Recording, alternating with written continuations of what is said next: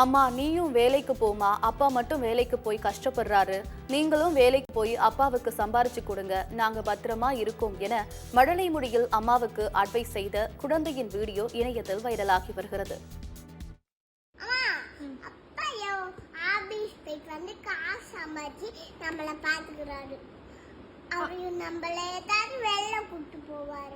ஆமா, அப்ப நீங்களும் ஒர்க் பண்ணி நீங்களும் வேலைக்கு போகணும்ல. கரெக்ட் தான். நான் வேலைக்கு போயிட்டேன்னா உங்களெல்லாம் என்னடா பண்றது? அம்மா பாத்துக்கணும்ல.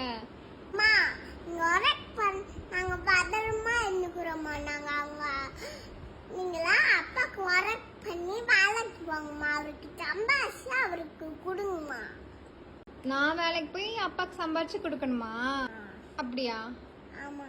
சரி கொடுக்குறேங்க மேடம், சம்பாரிச்சு கொடுக்குறேன். சம்பாதிச்சு கொடுங்க.